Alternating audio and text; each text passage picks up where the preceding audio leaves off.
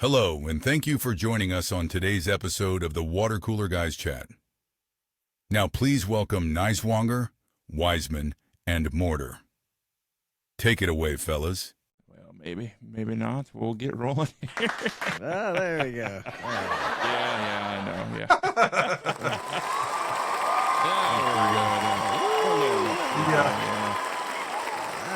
The crowd just doesn't know what to think. They don't. They clap, laugh, and then cheer. Yeah.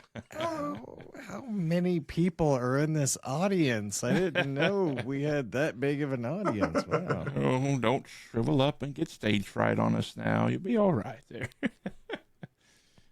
How's everyone doing? Thanks for joining us this week around the old water cooler there, guys. It's had a week or two off here. We've had some busy schedules, year in, beginning of year.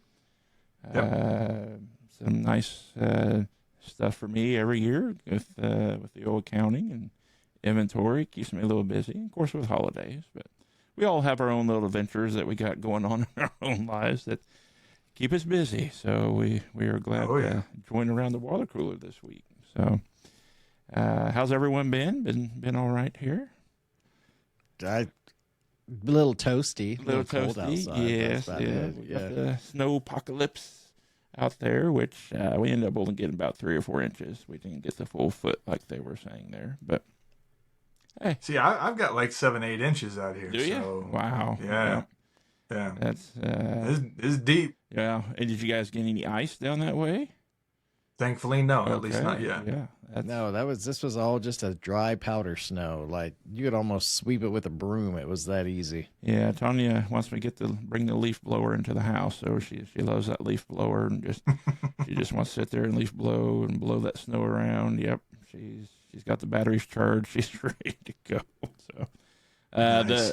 the snow didn't really bother me. The one part I wasn't really looking forward to is going to be occurring tonight with those negative 20-degree temps and carrying through in the morning. That's the part I'm not really looking forward to, but here we are.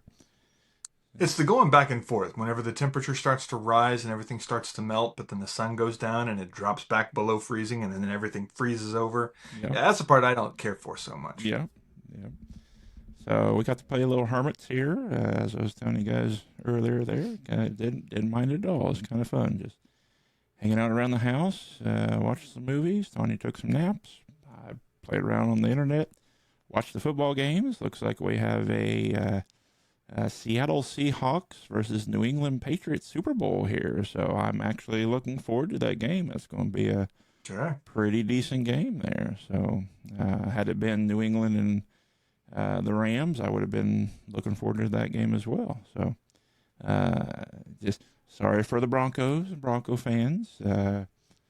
Sorry, I just starting quarterback went out. I didn't care to sit and watch the Super Bowl with a backup quarterback that's probably going to get exposed and got exposed in the championship conference game. So yeah, that feel like got 2 decent teams in there.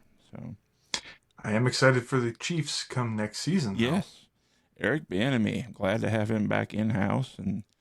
You guys Welcome back. Listen to the New Heights podcast, the little snippets. Travis Kelce is glad to have him back in the house, in the building as well.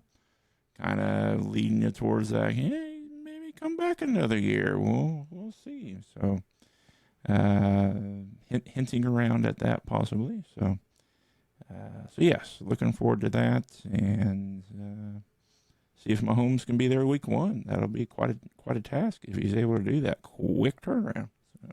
So. I hope he. I mean, man, I want him to do this well. I want him to get that thing. I don't need a time frame of him getting back. I just want him back healthy at this point. Like, let's. I don't need him to prove any points here just to get up there and pop it again or do something. I think us old Chiefs fans are willing to wait if it costs us another season. Listen, we're built different as old Chiefs fans from the Marty Schottenheimer days. We're okay waiting a couple extra seasons. Not this season, maybe next season, but for sure in the 3rd season from here. Man. Oh, look out. We're coming. Yeah. Like, that's sometimes how we used to think. I'm all of a sudden thinking, oh, good, Chiefs tickets will be a little cheaper now. I can go to the Yeah. game a little cheaper. Got to pay for that new stadium coming up, Yeah. you know. Yeah. Oh, man. Darn it. Yeah. I tell you, if I go to the Arrowhead in the next few years, I'm taking something, a rock. I don't care, a piece of stick from the stadium. I'm taking something. We'll be Nighswonger here is going to be taking like a stadium seat, just the bottom seat portion of it. Just be able Heck to yeah. get up close to it when we head to the Royals game there later on. You'll be able to walk up close to it. there you What go. what are they doing? I haven't actually looked. What's going on with Royal Stadium with Kaufman? They haven't made any progress on that. The couple areas that they were looking at, the areas were like, yeah, we're done talking. You like guys are just dragging your feet, and so they're like, yeah, we're out of it. Yeah, good luck somewhere else, you know. And so yeah, we'll see. It's kind of, I think 4 or 5 years is when they'll be out of there. So I mean, they have a little time. I think maybe take a couple years to build a stadium wherever they're going to be. So I mean, they still have technically a little bit of time, but I think they were trying to ride the coattails and the momentum of the Chiefs, and they're like, yeah, let's gain some momentum off that and sign somewhere else, and just hasn't happened yet. So we'll see where they end up. Coughlin's a beautiful stadium, but I've yet to see any renderings. I say that I've liked of the potential new stadium outlook, except for one here recently, and it looked really sharp. So we'll see if they come through with that and where they're going to put it as well. So yeah, it's looking forward to the Super Bowl in a couple weeks. How awesome was Kansas City, though, to have both Chiefs Stadium and Royal Stadium within eye shot of each other? Just you're at the same spot. Like, that is Yeah. unified. Is there a place like that anywhere else on any other teams? No, not football and baseball sharing the parking lot basically, and the stadium's literally a stone throw apart from each other.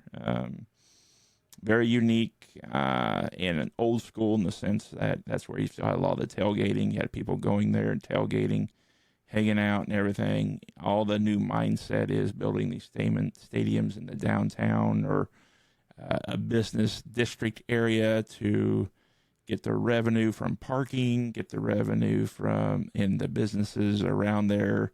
Obviously would have heavier traffic. It pretty much eliminates tailgating. You're going to a venue to eat somewhere before you go in. Yeah. This is an experience right now. Arrowhead at SoFi on Arrowhead or wherever it's called is an experience. You go there to pregame. You go there to hang out in the parking lot. You don't go there to go hang out in downtown and all that stuff. Like if you're going to the game, yeah. If I want to do that, I'm going to the Power and Light District specifically to watch it on a big screen, not at the football field. Yeah. I mean, it feels doing away to with me, a pastime. Yes. It's a slight betrayal. Like Yeah. at least, I don't know. But what was the option? What fix up Arrowhead? Yeah, they were going to fix it up, and or the Royals were getting a new stadium and moving, and they were going, of course, demolish the K and add parking / an entertainment venue type area there where the stadium's at. So again, more restaurants, more activities to do, and that type of stuff. So try to add more entertainment pregame type thing. And they still may be able to do that a little bit with the new stadium design. Of course, it's going to be over by a Legends, so you're going to have traffic area over there. And I don't know if you guys saw, it's going to be about 10,000 less seats. So, I mean, you can tell what that's more expensive. There you go. Picked up on that right away. Fewer seats, so you get to raise the ticket prices. So yeah, that's in our future there. Not 5 years, that's happening. So yeah. And Mahomes will still be there, but he's going to be, about 3/4 of the way through his career at that point in time. So he'll be there in the stadium, but we're going to be who knows what it's going to look like at that point in time. And, can he catch lightning in a bottle twice? not many teams are able to do that. So Right. we might be here. Look at to me, and this isn't the same because they're not up and leaving. But look at, I believe Oakland Raiders and Las Vegas Raiders are not the same caliber of Raiders fans. Right. No. I feel like once they moved from Oakland to Las Vegas, those people went deuces bye. Yep. And I feel like this is kind of the same thing. I know they're not moving out of Oakland from Oakland to Las Vegas. I know we're not moving from, but we're still moving from KC Mo to KCK. Like, we're keeping the name and all that, but is it still the Schottenheimer era? Is it still, you know, or is this a whole new era of Chiefs? What do you do on this? Yeah. It's going to be interesting to see because, I mean, we went through the Schottenheimer years and what was it, Cunningham years, and then the Todd Haley years, and then we had the one defensive coordinator, Romeo Cromell, for a while, didn't we? And just some weird head coaching selections we had there for a while. And then we got Dick Vermeil, and Dick Vermeil got us going. You know, he brought Trent Green on over. We got the Priest Home years, Jamal Charles years, and Larry Johnson years. So I mean, we did get some good years out of that. So yeah, it's in Dante Hall. What? Dante Hall, yep. Human joystick, yeah. He was making them extra teams, those special teams plays over and over again. One of those big highlights against the old Denver Broncos / Ponies. Yep. Punt return he caught and ran backwards a few times and a bunch of jukes. Yep, that's in his highlight, reel for the rest of his life. So that was pretty cool. So, Nighswonger, we're not taking you away from your factory right now, correct? Hopefully we're not interrupting any factory building time for you. I mean, I even scared to even look how many days of hours you have. Did it get to update? What's the number up to now? I continually run to Christina and I go, look, you see I wasn't playing that, but it did pop up that I've been on there for this long. And look, I haven't even been awake for this long. So, I do point it out just because it's gonna be insane. That punch card, it's a couple of days behind, isn't it? It finally registers once you get on there, and you can see how many hours you've been putting in. No, it's pretty on spot. We're probably close to 7 or 8 days of playtime, and a day, of course, is 24 hours. So I mean, you can do the math there. How many hours this fella has been playing? No, in the video game, a day is off, and then it all equates weirdly into time. I don't think that's what he's saying. It keeps playing. See, on the Xbox, it has that pick up the game and start playing it, so it never knows that you're not playing it. So it's just and then I figured out if I keep my controller turned just way, he keeps walking. So it keeps. Got some rubber bands on the joystick. Is that what he's saying here? I am just mining that game like crazy.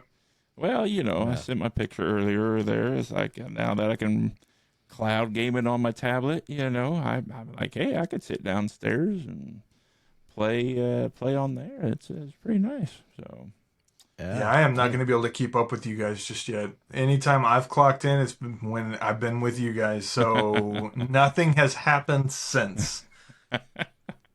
That's quite all right.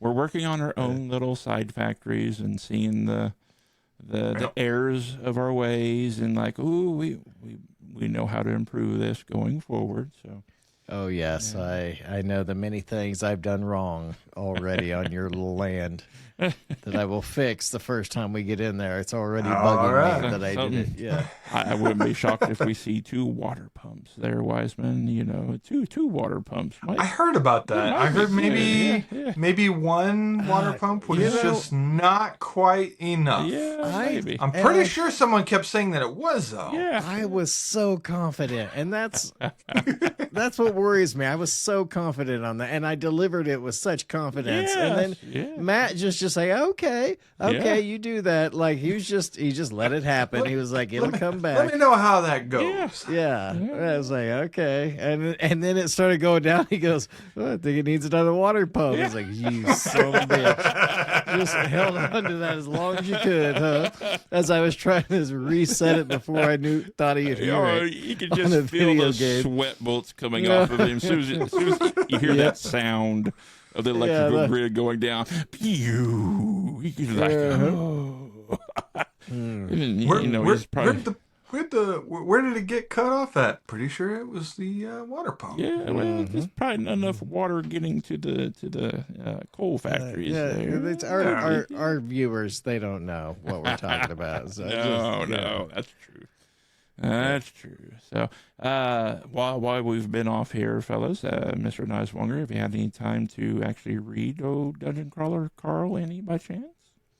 I have only listened to the first chapter while I was getting a massage, and I was very entertained by just the first chapter of what went on. All right. The audiobook is fantastic. Yeah. Yes. Nighswonger can attest to that. The voice acting by Jeff Hayes is outstanding. Yeah, and he was just like, the way that Matt Dinneman writes it is superb. Yeah. He was like, okay, he kind of goes into the tick. Patrick Warburton. Part, yeah, and I was like, oh, what is he? And then I could hear it in how he was saying stuff. It's like the emphasis. He would like, I can't do it like. So, but just Jeff the cadence Hayes, of how he would say it. So I was, that's cool. There was an interview with Jeff Hayes, and when they had asked him about that at one of the cons, because there is a dungeon con for this, he responded with that was kind of where he was pulling it. He was kind of pulling a bit of a Patrick Warburton out of it initially, without really having that character fully developed, at least as voice. And in the second or third book, you hear him kind of start to pull away from the Patrick Warburton, and he starts to solidify it in his own character, in his own voice, a little higher pitch, a different cadence in it. And then that becomes solidified as that's his character from that point on. And so they do a great job. There is because of the recognition of Patrick Warburton actually plays as a character in one of the books, in the audio books, and he comes in for voice acting. And so Patrick Warburton himself comes in and plays a role in one of the books. So yeah, it's really, really good. That has to be awesome to have a person that you mimicked on your show or on your book or doing your voice of a character that you wrote. Like, how awesome would that be? Like, okay. Yeah. Thank you. I don't want to give away who that character is, but it's pretty cool. Nice. Very good. Well, fellas, you want to do some agree disagrees here? Kind of get the ball rolling here. We don't have much of an objective assignment this week. We're going to just kind of do a few little bits here and there. And just shooting off the hip. That's right. All right. Just winging it. That's right. Let's go. I agree to wing. Bonus for me. Yeah. Remote work is better for productivity than in-office work. Agree. Remote work is better for productivity than in-office work. Kind of have a dog in this fight, so agree. I was going to say I am ignorant on this particular fight because I have done medical field, so it wasn't really remote ability in my job. So to me, I would say it is not as good as on the job. As on site? on site. Yeah, I would agree. Remote work is more productive. Just less interruptions, less just popping in questions, this and that. You still have be accessible via phone or email, obviously, but you'd be surprised how many pop in just quick questions, distractions you get tied up in, and to kind of get you off track, and then you get back to your desk and kind of like, where was I? What was I doing? Okay, yeah. And then someone else may walk in and like, okay, this is a derailment day all day. Just treat it as it is and move on. Yeah. I agree with that because having done the healthcare Nighswonger with you, as you know, you and I worked together for quite a while. But then having to go over to an office job and then working in the cubicle, did not know how many times you can get derailed. Just in office of, hey, what do you think about this? Hey, how's this or how's that? How do we do this? Or what do you guys want to go do for lunch? And just these small things that just kind of pull you away. Whereas when you're working remote, there isn't as much. I'll say as much of that. For our company, we do a lot of Teams chat, and so we'll still do video calls and things like that. And if we have any questions, we can share our screen, and so we would do that in the office as well. Yeah. So that part never changed. What did change is how frequently somebody walking by or would be saying something would just pull you right out of what it was that you were doing, as opposed to just being locked in at your home and not having to hear the low rumble of the office and the conversations that's going on elsewhere. You can zero in and just get your work done pretty quickly. And over here, the conversations around the water cooler that might pull you in and you want to go be a part of there. Yeah. Yeah, it happens. That'll happen. Next, agree, disagree. Dark mode is better than light mode. And we're talking about our electronic devices. Dark mode is better than light mode. Agree. I agree as well. Yeah. Nighswonger. I never use dark mode. He likes just blinding himself. Just at all burn times. those retinas early in the morning. Yeah. I hear something sizzle. Yeah. What is that? Yeah. That's what we wonder when my phone dies, Matt. That's it. It's always on bright. That's all it says. I look at the battery. It just says, you know what's happening. At odd hours, too. I'm like, ooh, I hope he's like odd hours of the night. I get that notification. Of course, I see when I wake up. I was like, I hope he plugged that in at some point. Or odd hours of the day. Yeah.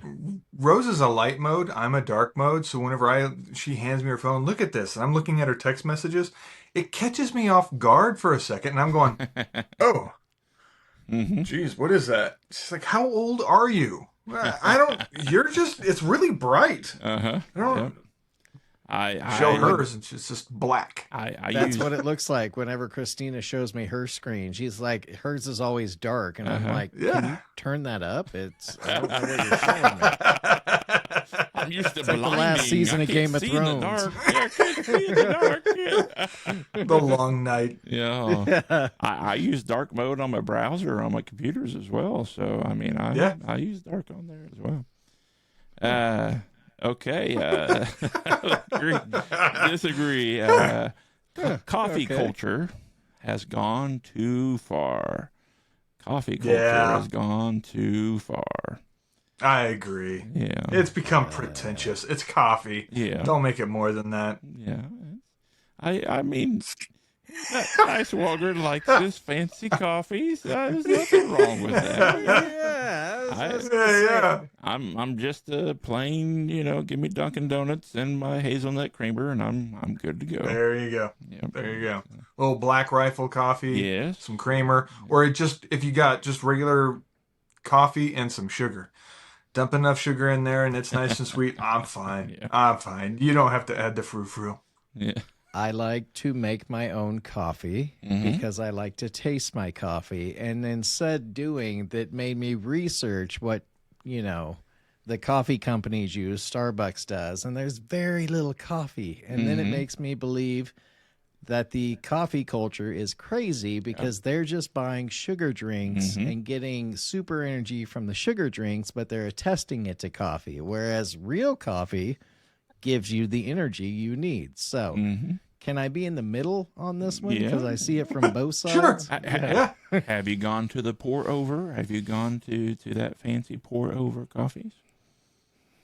He's When done you- the press. I do the press, I do the pour over, I do the grind and pour it in the little coffee, glass. I like the process of making coffee. I like the steps. I like watching it. I like timing it. I like grinding my own bean. I like knowing. Got your little it's just- scale and Yes. everything. the espresso, Yep. like The espresso, going over to his yeah. place and he's made a decent espresso. I even took a picture and I sent it over to Rose. Like, I'm drinking fancy. This is nice, and it was good. I'm not trying to give you too hard of a time because I really enjoyed that cup of coffee. Yeah. It was good. Here's the thing.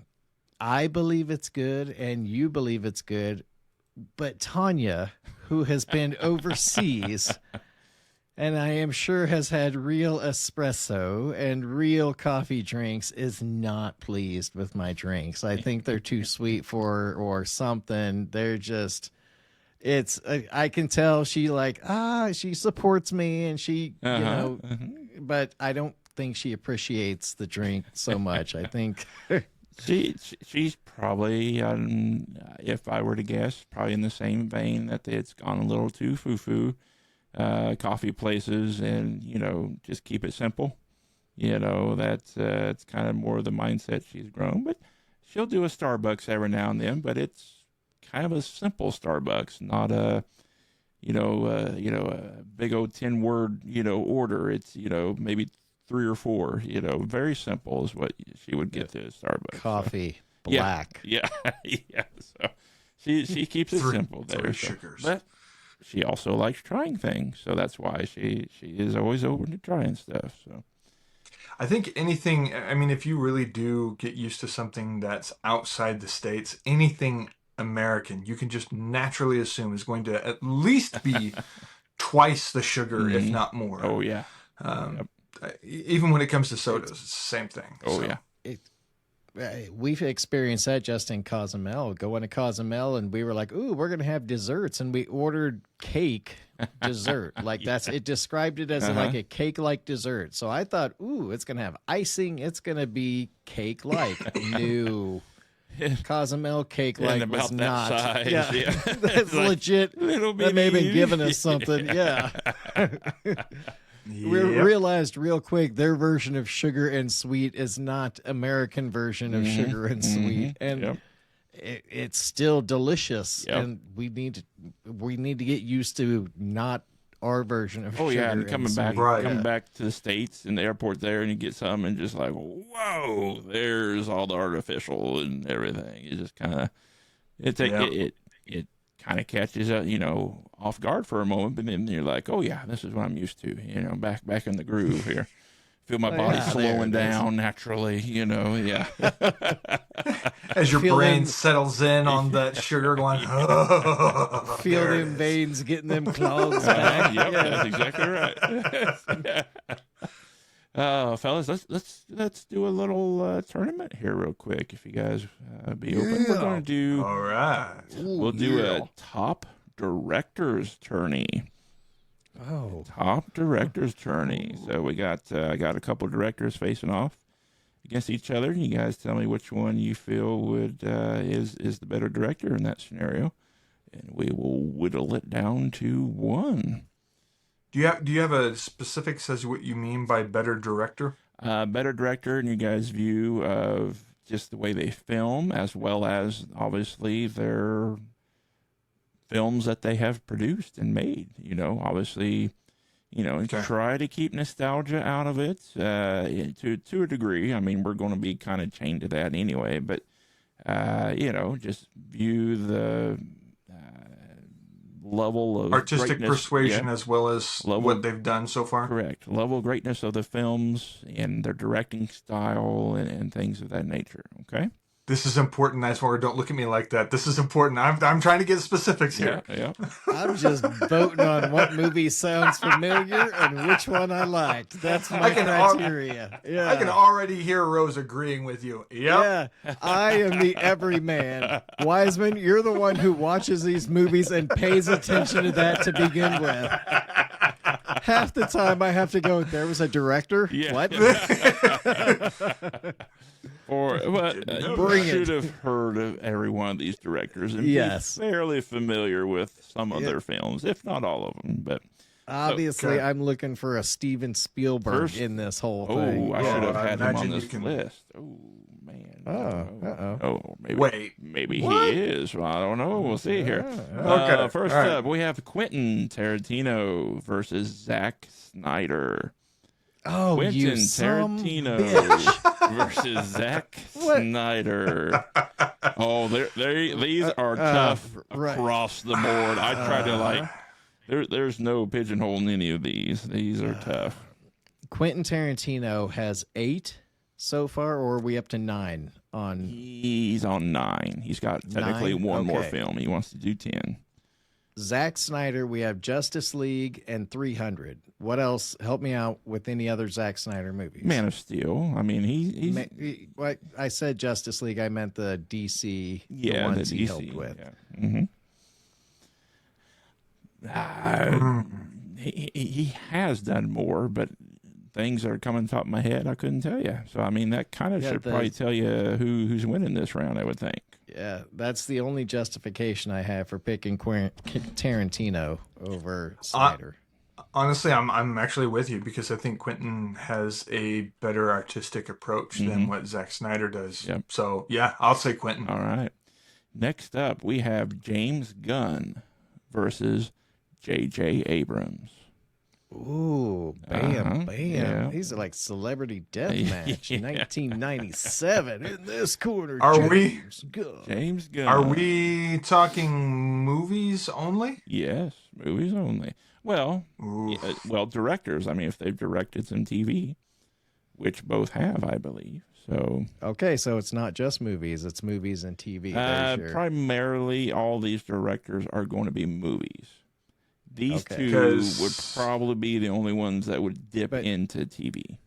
Do you want us to take their TV into account? I want you to take in their directing style, their directing history, their directing artistry, and who do you feel is the better director? So I'm going to say something that I know, Matt, you're going to disagree with, but James Gunn's Black Eye that he has is the new Superman film. J.J. Abrams' Black Eye is the Star Wars film that he did. He did Besides two, actually. that. He did two. Well, all right, so, yeah. So... but aside from that, I really like what he did with Star Trek. Nighswonger, I think you're familiar with that film, right? Yes. Yeah. I have seen Star Trek. I was just making sure it's never on any of your lists. So. Yeah. We just never know that Trekkie, self-proclaimed Trekkie. We don't know here. So. What do you think, Nighswonger? Where are you leaning? Are you thinking JJ? I know. What would JJ have besides Lost and Star Trek? So he does have Lost. He has Star Trek. He has Fringe. He has He's basically Bad Robot Productions. Bad Robot Productions is JJ. Okay, so he had the scary monster movie. Yep. What, did he do that? He did the one that was by Steven Spielberg and J.J. Abrams, which was with the kids and the train, if I remember correctly. Yeah. You can always tell. For me, you can tell J.J. Abrams filming light flares. The light flares. I love them. So many light flares. I love them though. So yeah. It's like, who? Oh, man. Sometimes it's in areas that has no light in that aspect, and then suddenly, pow, light flare. Yeah. And James Gunn has the new DC as well as Guardians of the Marvel. Galaxy. Mm-hmm. Yeah. Yeah. And besides that, what else does he have? I don't want to take this too long. Nah, well, I mean, we're only on the second one. We got 6 others here, fellas. So. Yeah. All right, I'm going with J.J. Abrams. Bam. Yeah, I'm going to say JJ because I was trying to think of the same thing with James Okay. Gunn, and I can't think Yeah. of anything else. So, yep, Okay. JJ. Next up, we have Peter Jackson versus Michael Bay. Oh, Peter Jackson. Basically, Easy. Lord of the Rings versus Pirates of the Caribbean Explosions. and Yeah. Transformers. Yeah, I know. I threw those out there like, oh, yeah. But we are going with Lord of the Rings. Okay, Peter Jackson. Well, And The yeah. Hobbit. Yep. I mean, yeah, you got to think of Michael Bay. A lot of explosions, but he has a lot of good movies in those lot of explosions. So. he Armageddon does, being another but one. But really, once you've seen one, you've kind of seen them all. Yes. They're kind of within the same vein. They have the same feeling. They Yeah. have the same they're very rinse and Wait. repeat type of thing. Like For he Bo- did Bad Boys as well, right? Yeah. So that's his thing. And is so it if you, National Treasure? Is that Michael Bay as well? We are literally basing this. I think that's Jerry Bruckheimer. Jerry Bruckheimer, yeah. We're literally basing this on a guy whose only claim to fame is one movie broke up in the same line of movies of the same vein. Like, that is the exact Peter Jackson same also thing. did King Kong. Yeah. Okay. He did the older So King Kong he with did Jack one Black. King Kong and a whole bunch of Hobbit things from the same universe of the same story of continuing that. And then we're getting on to Michael Bay for doing some explosions. You seen It's one like- explosion, you seen one Hobbit. First, I get what you're saying. That's rather fair. Yeah.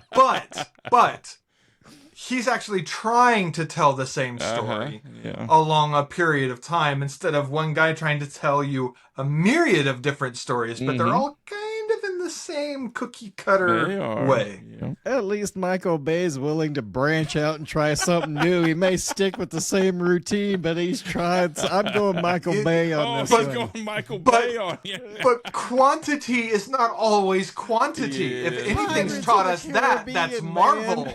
I went and watched. I went and watched Transformers 4 times. The first movie that came out. I liked the explosions and Optimus. Do not I get me like started on Pirates Transformers. of Caribbean. Ote. Transformers Armageddon? and the island where he Armageddon. rinses the same CGI point with the vehicles and the crashing. He takes 2 separate movies and rinses and repeats and puts the same thing in there with the same vehicles. I'm I sorry. mean, Did lazy. Did you see the hobbits in the barrels down the road or down the river? Yeah. I mean, That wasn't a rinse repeat. That was original. that was just. Sorry, that was crappy to begin with. At least I believed that Transformers transformed. I mean, I believe cars transformed to a robot. Come on. yeah. No, wait a minute. More than a He dwarf said in not a to barrel take. going down the river. He said not to take nostalgic value in this, but to really try to pick this apart. I'm still Yeah. going with Bay All on right. this one. I'll be a tiebreaker, and I'm going with good old Peter Jackson on this one. I knew I was going to This- lose anyway. This next one's probably going to be the toughest of it all here, fellows, and I'm sorry, but just the way it laid out, George Lucas versus Ridley Scott, Oh man. and I know who I'm Aliens going in with. one way or another. Huh. Yeah, I know who I would go with, but Yeah, I know who you go with. yeah, Going with big old J. Lucas. G. Lucas.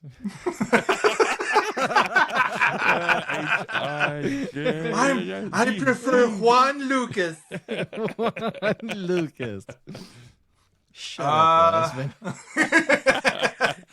I think dang it. Wait, he Okay, so has here's aliens? my dilemma. Well, yeah. So here's my dilemma. Blade Runner. George Lucas has Alien. Star Wars, and did he do an amazing thing with Star Wars? Gladiator. Yes, I love Star Wars. But like you had pointed out, I'll use your argument. Ridley One trick Scott, pony.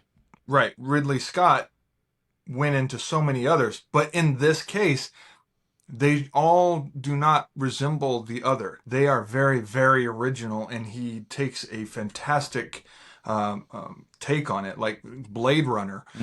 Take that into effect. Like, that is amazing. Take, Alien, and the story that he's made with Prometheus, how people were wondering whether or not that was a prequel, and then turns out at the very end you find out that it Am I actually is. mistaken? And he also Gladiator?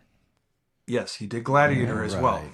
Fine. So I'm gonna say Ridley Scott I'm on this very one. sorry. I love Yeah. old Jay Lucas, but Jay I'm gonna say Lucas. Ridley. Yeah. Jay Lucas, same argument as the previous guy. I can't help but take your argument on There that. we You go. have a fair point. Next up, we have Martin Scorsese versus Dennis, and I butcher his name every time, Villanueva. Who's that? He is the guy who's directed the newest Dune movies, as well as, oh my gosh, I say I love his films, and I can't think of the other one that he's done recently.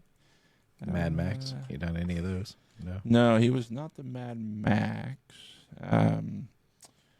Dune. What was it? It was a film that just recently came out that he did. Besides Dune, can't think of it. Yeah.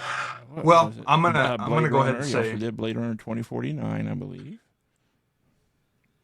yeah. I am. Who was the 1st I'm gonna guy? say Martin Scorsese. Martin I'm gonna say Scorsese. Martin Scorsese. I'm gonna go with that guy because I know the name. Yeah. That's Yeah. All right, here we go. So we'll go with Martin. Yeah. Next up, we have Ron Howard versus Christopher Nolan. Oh wow. nice. I'm gonna say Although- Christopher Nolan. I'm gonna- I know, because Ron Howard's actually fantastic. I like the artistic way that, without going all yeah, fancy I schmancy, like Nolan. Christopher Yeah. Nolan. Okay. Next up, we have Steven Spielberg. Oh, he did make the list. Looky there. Bam. Versus Tim Burton. Steven Spielberg versus Tim Burton. Ooh, that one was not hard, Steven Spielberg. yeah, Spielberg. Okay, last up. Now, this one might be hard as well. James Cameron versus Robert Zemeckis. Zemeckis is more known for Christmassy movies, right? Back to Well, the Future. And Ghostbusters. Back- to the Future. Back to the Future. He did Forrest Gump.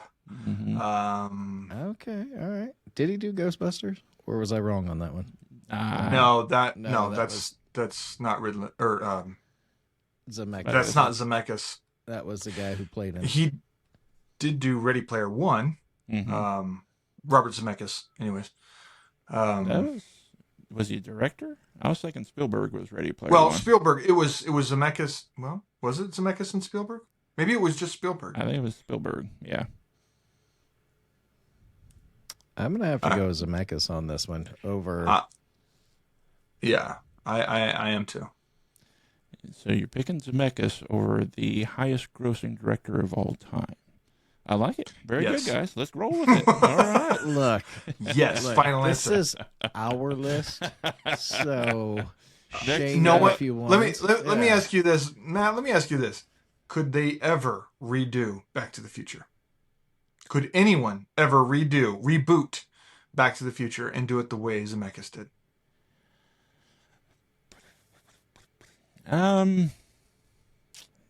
Gosh. Who? And if your answer is yes, who? Well, I mean, yeah. And we that's, know that he can redo Avatar because he's done it a second and third time. yeah, they could possibly. And I don't know why Tom Holland's coming to mind for Michael J. Fox's character. Because they've deep faked him as Michael J. Fox, and it fits really well. My And goodness. so, yeah. Alan Richardson as Biff. Yeah, so I think they could. And yeah, but here's the thing. But they'd be going back to but you're looking 1995 right now, or 96, something like that. But you're looking at Tom Holland to fit in the shoes of Michael J. Fox, not trying to create a new character and do reboot in a sense, but you're actually literally trying to replace Michael J. Fox, Correct. not Marty McFly. And so that's why I say, can you truly redo it? Redo it in the sense of mimicking it, like a reboot, shoot for shoot, scene for scene, scene, like a reboot. Do a reboot. So not Marty McFly. You'd have a different character. Are you? I don't think it'll hold the same way. Not the same way that Robert did. It's already been done. True, so and it's already kind of climbing that. Yeah. I get that. It's already been done. So. Yeah. I think because people are kind of tired of reboots. Yeah. That's where you get into that, and they're like, I don't probably going to give it that much attention. Already seen less original. Yeah.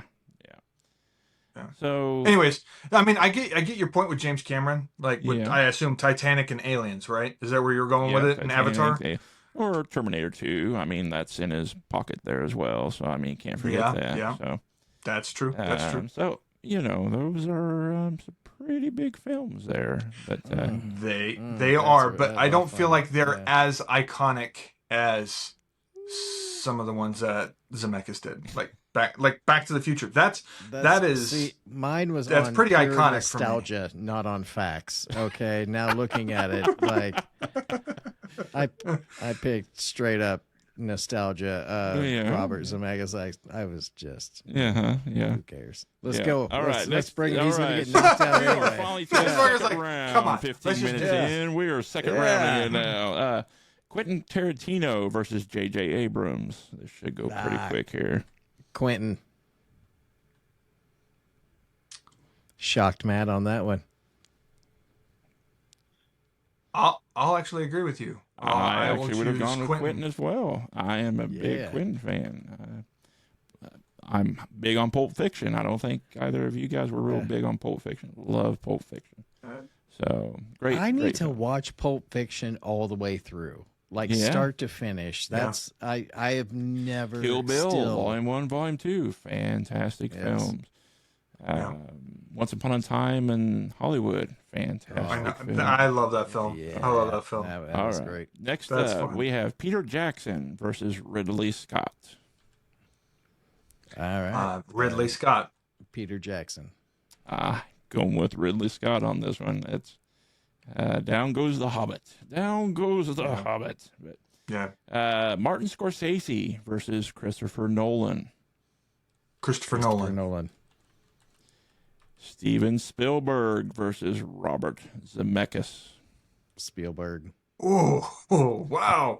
I'll agree. Spielberg. Now we're down to the final four. These are some heavy hitters here. Quentin Tarantino versus Ridley Scott. Tarantino. Ridley. Play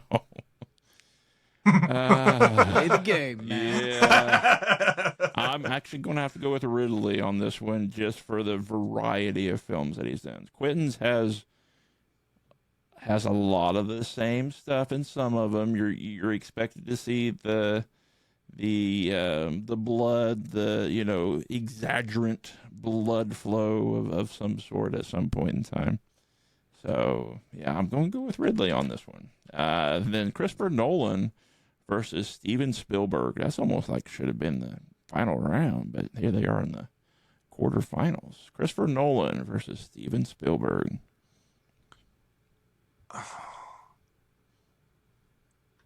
Nolan.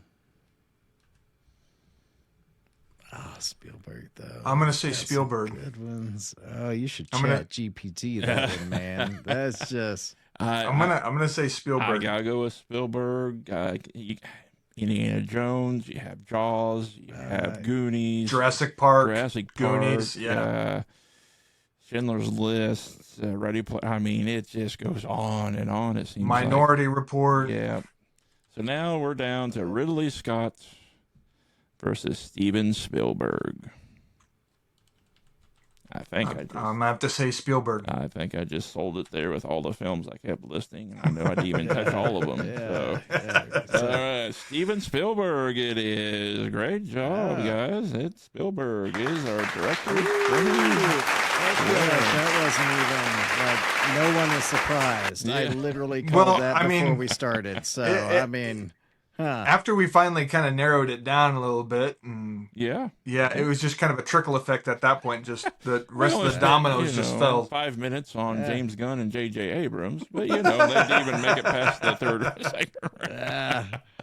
We gotta get better at that. Figured out. We gotta figure it out. Yep. I said, hey, it's Spielberg. We didn't even have to play the game. We could have just said that was it. Yeah. Like, all right.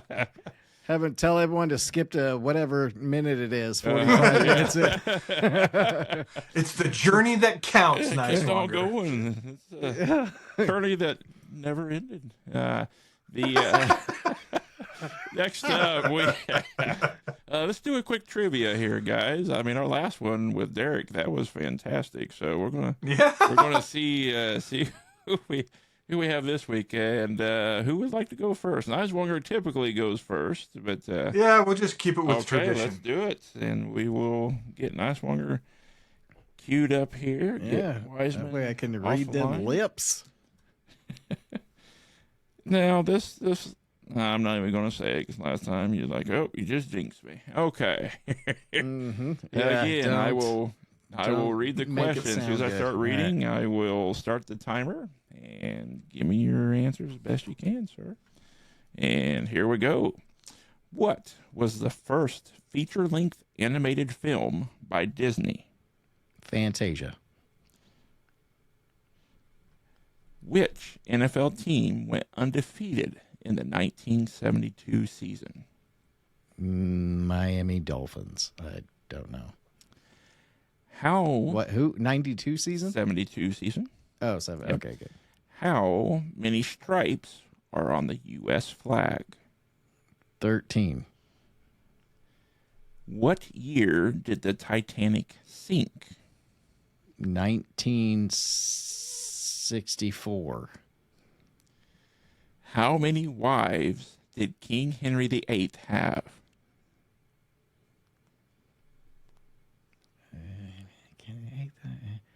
I don't. 2? 3? I don't even. 2. We'll go with you for his answer. Okay. Yeah. And that was it, sir. You survived. All right. You survived. I had no idea what those were. I just knew time counted. So I was hoping that Wiseman would say the exact same thing with the subliminal messaging of him watching my lips. I've got to say, brother, your Titanic sinking in 1962 has me a little baffled, but we will go with it. Yeah, I don't know. You ever look for a date in your mind and you know that you picked something that was later than it needed to be, but early for something like I don't know. I don't like this. I don't even think. Go. We'll bring Wiseman back on.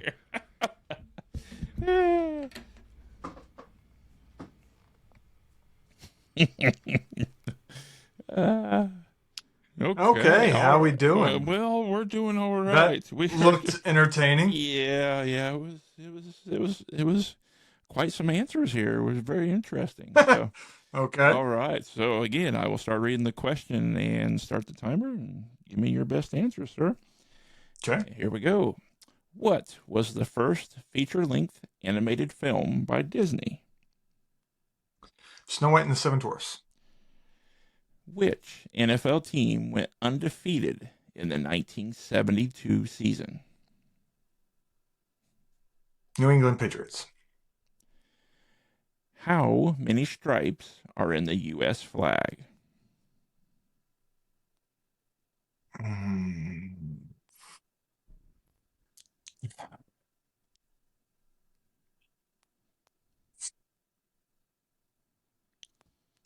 24. Okay. What year did the Titanic sink? 1912. How many wives did King Henry VIII have? 7. All right. We'll bring Nighswonger back on.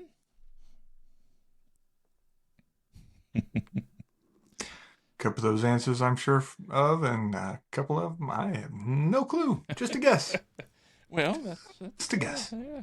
Let's see if your Nighswonger has guess some is guesses worse too, than mine. yeah. 'Cause when the guy doing the test goes, your answer baffled me. That's not a good thing. You didn't laugh as much on mine. I saw a lot of laughing for yours. Well, yeah. So That's not a good thing. Okay, we do have a winner here, and it's actually going to come down to the time on this one here. what? Wow. Okay. What was the first feature-length animated film by Disney? Nighswonger gave me Fantasia. Wiseman gave me Snow White and the Seven Dwarfs, and it is Snow White and the Seven Dwarfs. So Wiseman up 1-0. Which NFL team went undefeated in the 1972 season? Nighswonger gave me Miami Dolphins. Wiseman gave me New England. It is the Miami Dolphins. So we are tied 1-1. How many stripes are on the U.S. flag? Nighswonger gave me 13. Wiseman waited, pondered some more. And this question, I think, is what longest question to answer for him. Gave me 24. I wanted to say only a certain level, a certain number of them, or the certain color of them was 13, right? But now I'm not even sure. And the number of stripes on a U.S. flag is 13. Nighswonger got that one correct. I was thinking that too. Dang gummit. What year did the Titanic sink? Wiseman gave me 1912. Nighswonger gave me 1964. That one baffled me a little bit, and I think it's baffling Wiseman as well, as our listeners at home listening to this. 1964. Yeah. So, So, correct answer is 1912. Wiseman got that one correct. So we are tied 2-2. Coming into our last question, how many wives did King Henry VIII have? Nighswonger gave me 2. Wiseman gave me 7. Unfortunately, neither one of you are correct on that one. What? He only had 6 wives. I was close. King Henry VIII had 6 wives, which only 2 got beheaded. The others he just full-on divorced, and I believe one actually died. So, King Henry VIII. So with that, we are tied 2-2. We're coming down to time. Nighswonger in at 54 seconds, and Wiseman with that count of 24 stripes on the flag kind of set him back to 58 seconds. So Nighswonger coming in with the victory tonight by 4 seconds. Great job. Well done. Yeah. Well done. May sound dumb as hell with 1964, but I'm just tossing it out there and not thinking. You're trying to keep it fair. You wanted to not pull it away from him. I understand. I second guessed myself. I should have just went with 13. I'm like, it's got to be 13 stripes. I'm like, no, maybe that's only the white stripes. What if? No, shouldn't have second guessed myself. Yeah. So very good. All right. We can kind of go down a topic that kind of has some rabbit holes, little tangents to it. We can do that, or we can do a little chat GTP verse face off. Which door would you guys like to go down here? You're the driver. I'm giving you the option of which door do you want to go down here. All right. I want to go down the tangent. Okay. Go down right. the rabbit holes. We are okay. Yeah. Let's we do can probably it. squeeze it in here. Or is All that right. one long? I'll do we- Chat GPT it all day long. I might I think say we that both one know for- that we'll it chooses you anyways. Yeah. yeah. We might keep. We'll squeeze it in here. Okay, fellas. Just off the wall question here I have here. We'll maybe do chat next week. Moon. Did we go to the moon, fellas?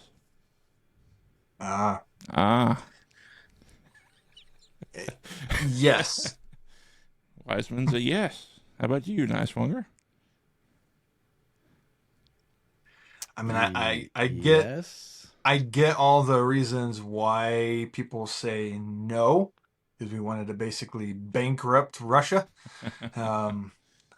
I get it. We tried to bluff them, and it makes a whole lot of sense. And since our radio connection now with the technology that we have is nowhere near the technological advancements that they had then, and how on earth did they send a camera out there in order to see Neil's first steps on the moon? I mean, without having to have a camera on the module itself. I get it. I get it all. What is Now you what is did it, say the yes, right, Capricorn? Wiseman? You did I say did. yes. Which I side did. are you going down I here? did. 'Cause Because I'm addressing all of these things We're because not I gonna know get this is canceled what or leads anything us here. You down. can just This speak leads us freely down here, the yeah. rabbit hole because He's what eight is the miling film? you right now. He Okay, is, that's what yeah. he's doing. Yeah. What is the movie? Capricorn. What? What's the movie where they talk about the moon landing, the fake moon landing? Is Capricorn something? I'm not familiar There's a with that film. It's an older film based on that, I think. Somebody out there is screaming the right answer and probably telling me I'm way off. But anyways. Matt, what do you think? Well, I think Nighswonger's got some on the tip of his tongue there, it looks like. Yeah. I don't want him to lose that train of thought there. I think he's kind of stuck there. Why fake it? Like, I want to just believe in something. I'm tired of everything I believe in turning into a conspiracy theory, and it did it or didn't it happen? Like, I don't. Yes, I would like to believe that we all got behind NASA, and NASA did something that had never been done, and we sent people to the moon and walked on the moon. I would like to believe that. I didn't get to believe in fairy tales and Santa Claus. Let me have the moon landing. Do I also understand that it looks like it was shot in a soundstage in 19 whatever, 60s, and yeah. even the boots don't match on Neil Armstrong's spacesuit to what was photographed on the moon floor? Like it, yeah, I see the holes in it. I really do. So Nighswonger is saying, yes, I do, and stop trying to convince me otherwise. Yes. Yes, I Because do. the government would begrudgingly. never lie Yeah. to us. I understand. They would never be, look over here. Yeah. Well, I mean, in the situation. So, all right, let's go down the. Well, first of all, I'm gonna pull a ripcord on this. Matt, share your thoughts here. You haven't got to share yours yet. Yes. I want to believe the moon landing was real.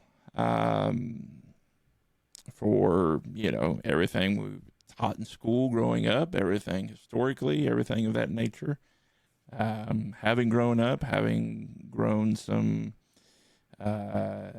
wits, I guess you would say, to question things, and thus as my tagline, stay questionable, question things, be intellect, look at things logically. You were listing off some of the things there, Wiseman, and if there's enough smoke, there's got to be an ember somewhere of truth and plausibility, lurking underneath there. And Nighswonger, why would we do that? Wiseman already hit it on that with beating Russia to, because Russia was first in many things in the space war. Sputnik. They were first with Sputnik. They were first with sending something up into space. They were first, and we were falling behind. And the only thing that Russia really hadn't been first was getting actually to the moon. So I mean, you could look into, wow, his name is escaping me right now, the director of 2001, but Kubiak, Kubiak, but Stanley Kubrick. But Kubrick, yes. Kubrick. Yes. There it is. I was like, Kubrick. it was right there. I was within that realm there. But But you know, it's 2001. Space 2001 Odyssey. Space Odyssey. I know. Yeah. I was just. Oh, It's not, It was for 1964, comedic effect. but you know, it's Simmons, Swanson, yeah. Samsonite. I was way off. So, but so again, I would like to believe a lot of stuff, but having logic, being able to, you know, just question things and look at that. Again, we wanted to beat Russia in the space war. Well, what had they not been first in? Well, that right there. Would we be able to do that? Possibly. That's where you get a lot of things not lining up. Does it look like it was shot? You know, yeah, it kind of has that appearance to it. So, I mean, there's that. I mean, I could probably start listing off, you know, some of mine are overlapping with Wiseman's, but the Van Allen radiation belt. I'm sorry. If you look into that, who or what can survive going through that, and, you know, you're going to get some scientists and NASA talking heads out there like, well, you could go at a certain time, at a certain frame, and, you know, zip right through it. And it's like, okay, well, why haven't we done it since?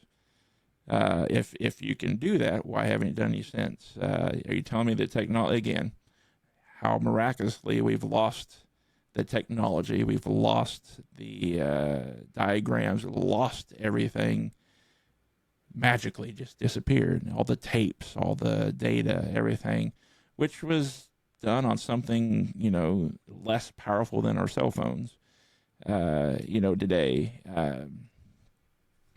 To be able to do that, you know, and then you hear interviews of how, you know, what we saw as the moon landing was actually, you know, all the news channels were filming that off of a wall that NASA was broadcasting onto a white wall, and that is what the ABC and all the news channels were recording, basically off a projection screen, because they wouldn't give the news channels the direct feed.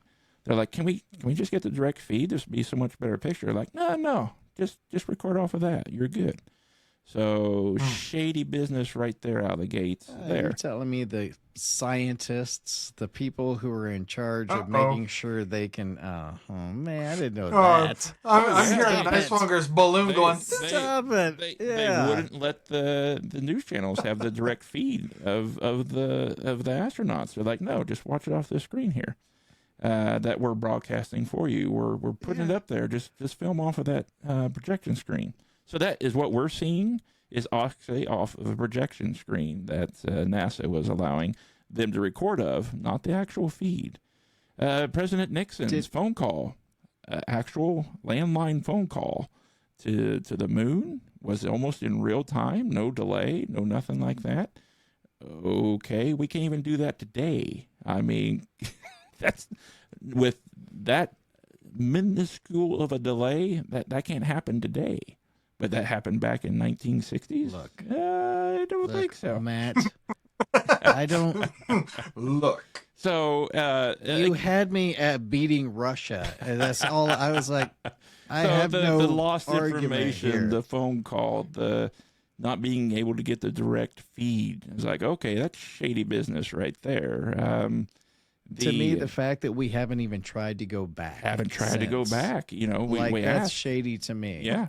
It's like, because they it's like lost having the a magic technology. trick. Because they It's like having a magic trick and then showing somebody, do that again. Yeah. No. Why? I don't want to. Yeah, exactly. It's why haven't we? I don't feel like because we. And if you look into it, why we haven't? It's not because we can't afford it.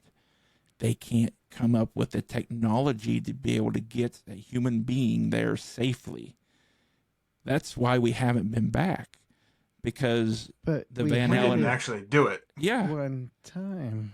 and so and then you know, if you watch the news interviews of the astronauts when they got back, you know, and see them, Neil Armstrong and all them there sitting when they got back and they had the interview, you would have thought they just came out of a funeral. Those guys sitting there at that news press conference, they just looked like they had just seen the worst thing ever. You would think they'd be elated, you know, national heroes. They were just looking defeated. If you go back and actually look at that, it's like, that's not matching up the energy of what that should be there. That's kind of shady there as well. And then All of them have said things in their later years, making you question it out of their own mouths. Mm-hmm. And I think Buzz Aldrin himself said it didn't happen, didn't yeah. he? Or is it was Buzz, yeah. And you got, the spacesuits, the extreme coldness of space. They're like the spacesuits of the 60s would not probably been able to handle the temperatures that are out there in space. And if you look at it, what is it called? The low Earth orbit, the LEO, as they call it, and the International Space Station, which I had to look this up. I think that's really far out there. It's only 250 miles above Earth right now. There has not been... That's it? Yeah, that is it. There's not been a human past low Earth orbit since 1972. Low Earth orbit is 100 to 1,200 miles. Anything beyond that, you're getting into the, closer to the moon. But the moon is so many hundreds of thousands of miles away. The International Space Station is only 250 miles up. So when you see astronauts going up there, you're thinking, oh, they're really far up there. It's a shorter distance to the International Space Station than it is from New York to L.A. New York to L.A. is a greater distance than it is the International Space Station being up in space. It's just crazy. And again, no human's been past the low Earth orbit since 1972. So all that stuff combined, I'm kind of like, okay, I want to hang on to the nostalgia. I want to hang on to the idea that I'm not being lied to or manipulated. Yes. And, this will be another topic for another night. Probably one of my more in-depth is the JFK. I could really go down to some tangent holes there. The moon, I thought it'd be a fun one to start with. But,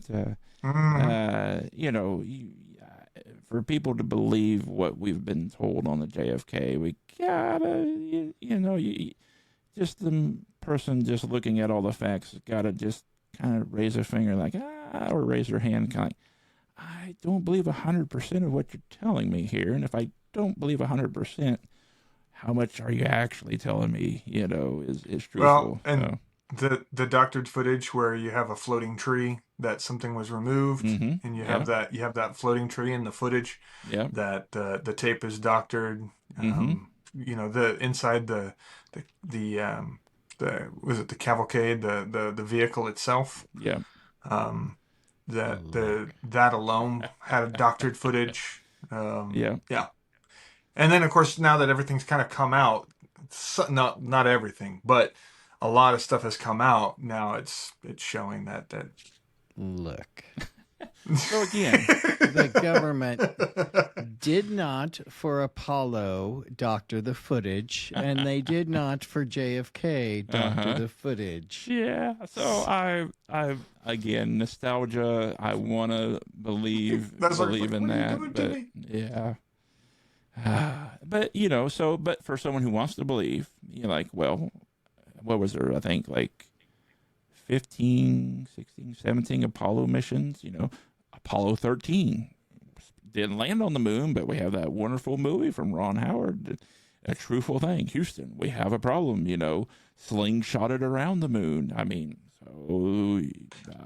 lunar orbital assist. Yeah, so, you have that. So if they were there, did they not land on the moon? And that's what I'm saying. They said we made it to the moon, and then they gave us a little idea. I think we made it to the moon first to make it there, and then they Hollywoodized it for the landing part, just to kind of throw that into the faces of, okay, if they want to believe that part, but we got them to there. And when we're talking about hundreds of thousands of miles, orbiting and slingshotting back is close enough to say nailed it.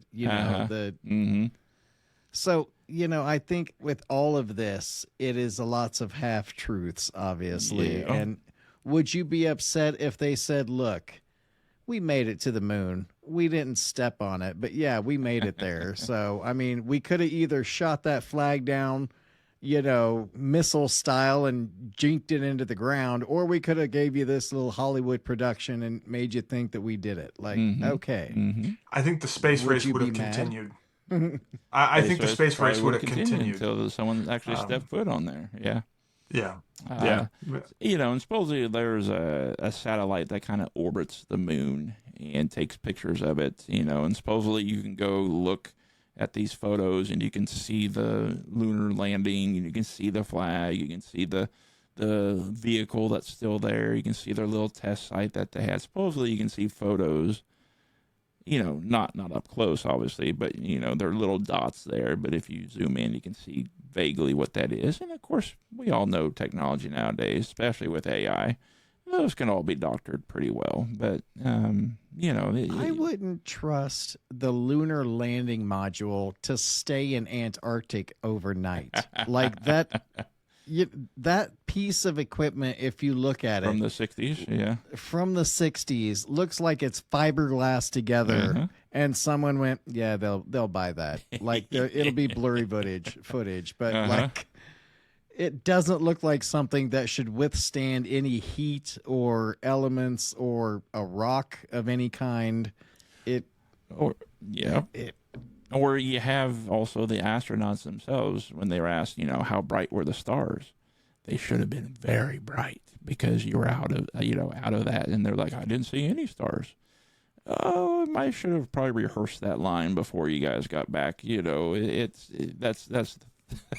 so, I mean, you have stuff like that. And did we get someone up there and just not actually land? Like you said, Nighswonger made it more of production by having, something done on a sound stage. Yeah. So, but here's the thing. If we're asking enough questions and kind of like, maybe not, that's enough of a smoking ember for me to say, it's probably not 100% true, no matter how much nostalgia I want to grasp onto. Well, let me ask this. Let me ask this then. When it came to seeing the stars, I saw you mentioned that, so now my mind is kind of going in this direction.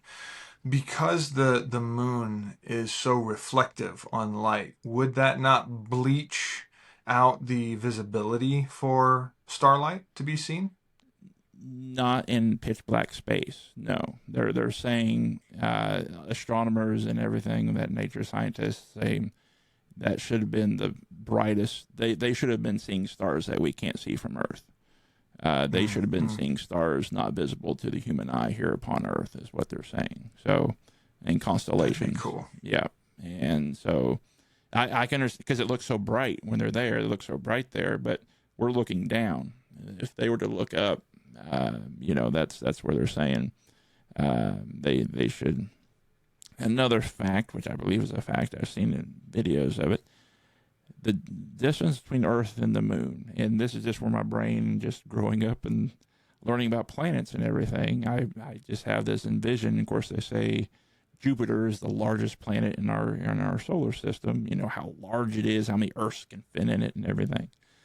But I am almost certain I've seen this fact where you could fit and line up every single planet in our solar system, and they would all fit in between us and the moon, if I saw that correctly. And I've got to look that up while we're on here. Yeah, that's where I'm like, Jupiter? It's supposed to be bigger than that. There's no way that's fitting in there. Like Jupiter, it can fit 18 Earths in, and now you're telling me we have to go around the circumference of that. Okay. You know what I thought was really interesting? I don't know if, this is kind of along the same vein of very true. Astronomy. Well, go ahead, Matt. Finish your thought. All of the planets in the solar system, Mercury, Venus, Mars, Jupiter, Saturn, Uranus, and Neptune, can fit between the Earth and the moon, with an average difference of roughly 384,400 kilometers between the Earth and the moon. There's roughly 4,000 kilometers to spare. You could fit every planet in our solar system between us and the moon. So it's a long ways away. Could you convert that from the King's metric system over to the Imperial?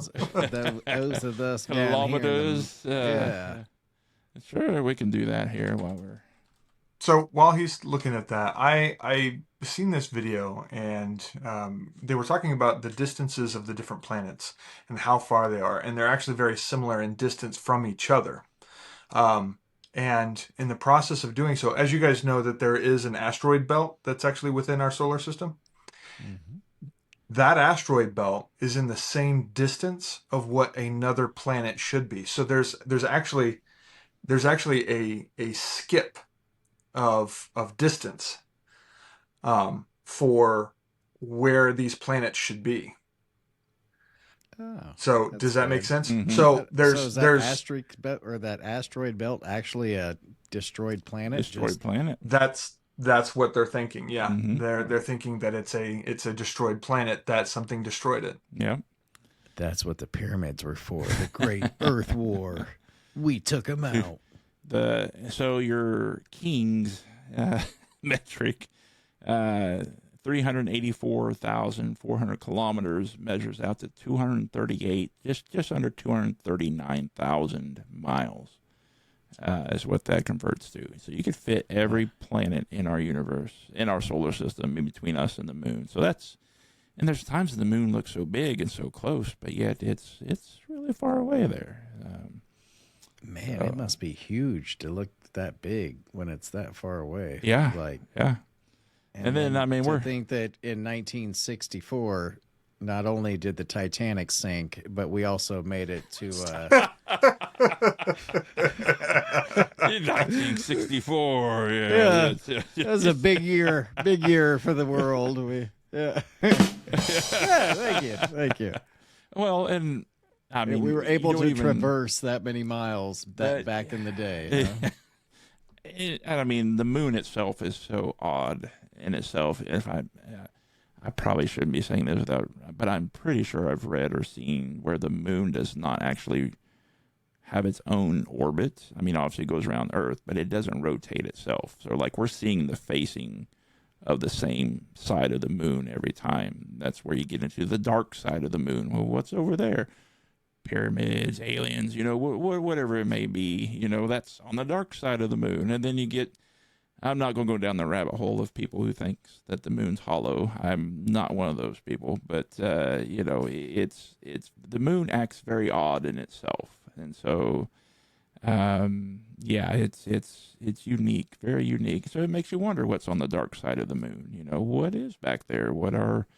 Then we're getting down the path of aliens and everything there, but we're not going to go do that tonight.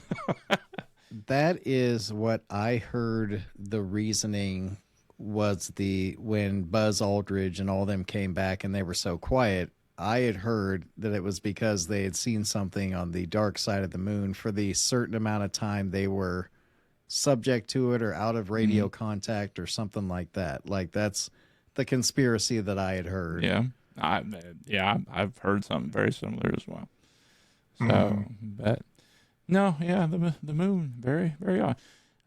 So Wiseman saying we have been there. He's holding on to that nostalgia really, really good. I'm trying to, but it's really hard to say that.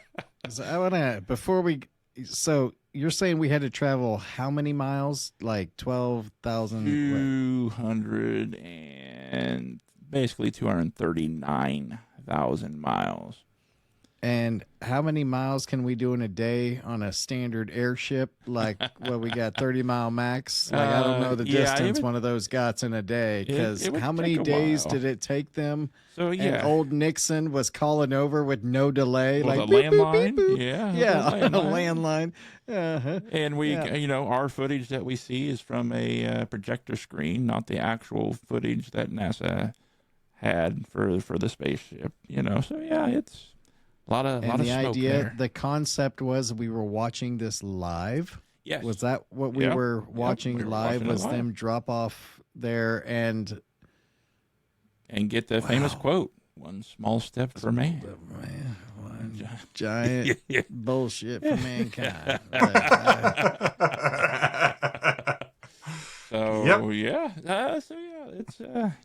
It's interesting. So. That's kind of where we're at, folks. Email us. Tell us what you think. Email us at twcgchat@gmail.com. Let us know. Do you believe? Did we land on the moon or did we not land on the moon? Did we partially land on the moon? Did we orbit the moon and come back and shoot a flag down with a rocket and, it stuck straight up? Did we do that? Let us know. Let us know what you think. Email us. And email us as well. Let us know if any topics you'd like for us to cover, review, movies, books. We're open to anything and everything. So yeah. You guys have anything last parting shots at the moon there before we head out? That's it. No? I think we did it. Yeah, that's it. I think we My butchered mind's that one blown there. now. Yeah. Now I'm just like questioning everything about my childhood that I was taught. Yes, that's where it is. I just Your staying questionable idea kind of screwing with me right now. Yeah. Well, stay questionable. It's possible not. I have more cons that we didn't, or more visions of not going as against we actually did go, and I'm kind of like, why is this outweighing that, and it's just kind of like, oh, well, maybe something's there. So and the logic kind of tells you if something's outweighed like that, it's possibly so. So what it was they were saying, I can't remember. Here again, I can't remember who quoted it, but believe nothing that you hear and only half of what you see. That's very good logic and wisdom to walk around. Believe nothing that you hear and only half of what you see. So we saw the video screen, projection screen of them landing on the moon. They wouldn't give them the actual footage, live feed. And I was like, okay, you're starting out on the wrong foot there, Armstrong, but here we are. But, all right, fellas.